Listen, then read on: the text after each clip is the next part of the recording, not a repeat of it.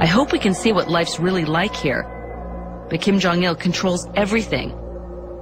And the rare times that he's granted foreigners access, they've only been shown idealized versions of the country. Like in this Dutch documentary called A Day in the Life. In this scene, a mother sings nursery rhymes as she walks her child to school. 아니, 숙량이 미국놈 무릎 꿇고 살려달라. Then she goes to work at the garment factory. It's a worker's paradise.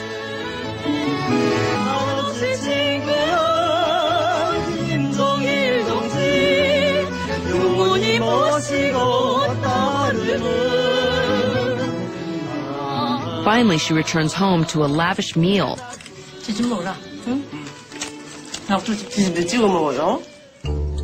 The film shows only the cheerful facade, because here, image matters. And North Korea goes to extremes to show its best face to the outside world. From North Korea, you can see the South Korean border village of Taesongdong. It has a 100-meter tall flagpole towering over it. But just 2.5 kilometers across the border, the North Korean village of Kicheongdong was not to be outdone. They built a flagpole 160 meters high, the tallest in the world. And the town itself is not what it might appear. In this propaganda village, most of the buildings are merely facades. Hollow on the inside, they were built to entice South Koreans to defect to the paradise in the north. It's a fitting metaphor. In North Korea, things aren't necessarily what they seem. After letting us shoot inside the hospital for days, our minders take us for a walk in a park and allow us to bring our cameras. Our cameraman comes across a bench. So why is it in a glass box? Sorry? Why is it in a glass box? Yeah, and then our people want to preserve no damage. Oh, yes. It's a special bench, sat upon by none other than Kim Il-sung himself. That's cool, Mr. Park. Very cool. Back on the streets of Pyongyang, our cameraman wants to take a photograph of a statue of the great leader. It's huge, so he lies on the ground to make it fit in his shot. But the minder lets us know this is a mistake.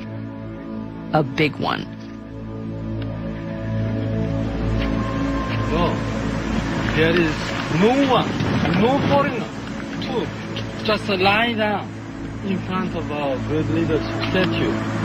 Yeah. I'm afraid tomorrow we are going out of our country. The minder doesn't follow through on his threat to kick us out of the country.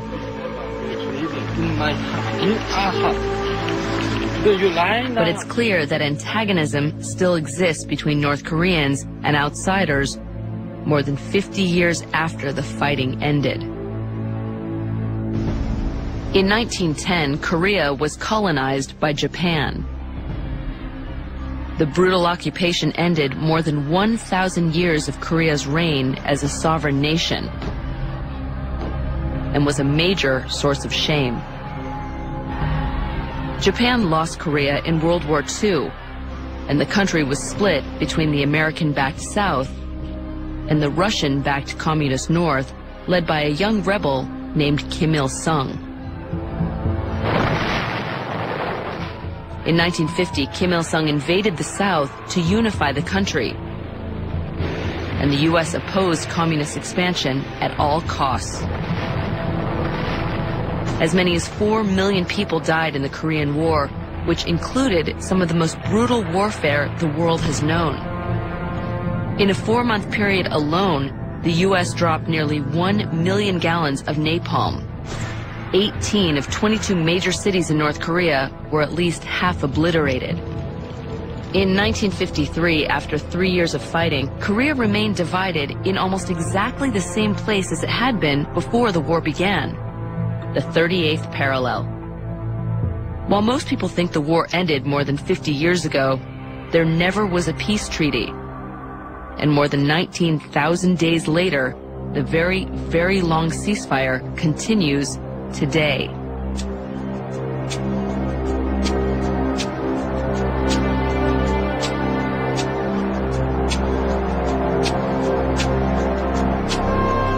The Joint Security Area on the border of South Korea is the one place where North Korean forces stand toe-to-toe with the rest of the world.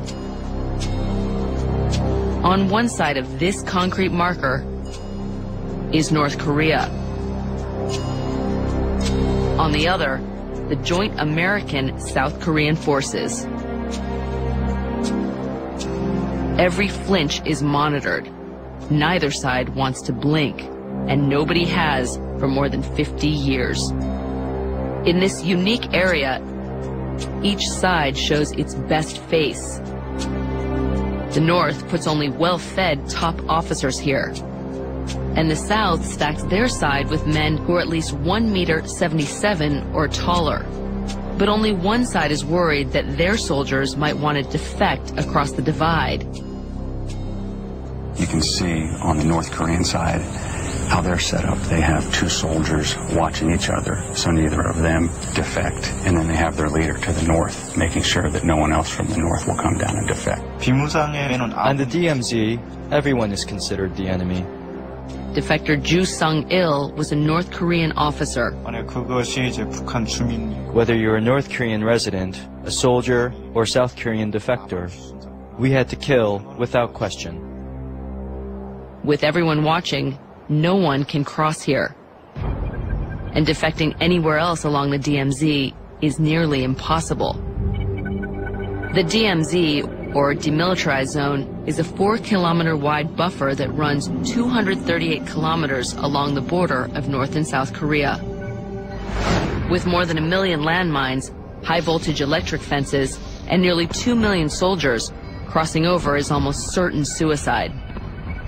Above ground, the DMZ is an almost impenetrable divide. But below ground, the North has secretly dug at least 4 invasion tunnels into the South. Carved through solid bedrock, the tunnels are wide enough to allow 10,000 North Korean soldiers an hour to sneak behind enemy lines. Some are even big enough to drive a tank through. These tunnels were discovered before they were completed, but military officials think there may be as many as 16 more scattered elsewhere along the DMZ.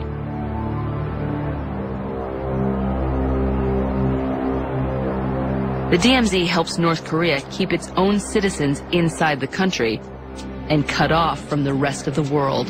She's very blind, isn't she? She's totally blind. At the hospital, more than 1,000 blind patients from all walks of life have been picked by the government to see Dr. Ruitt. Waiting in line, we meet an older woman who's been blind for 7 years. Her son-in-law has brought her today for her preliminary exam. She's totally blind in her right eye and can barely see out of the other.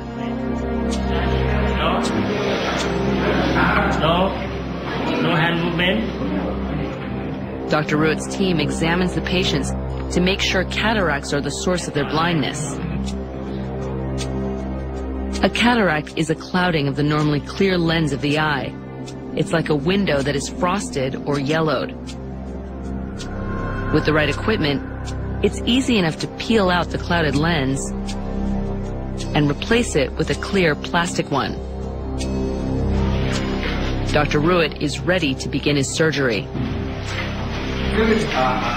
With his modern equipment and expertise, it's a quick and simple procedure. It takes only minutes to replace each lens. But with more than 1,000 patients waiting, Dr. Ruitt's team needs to treat more than 100 people every day. In the developed world, cataracts rarely get so bad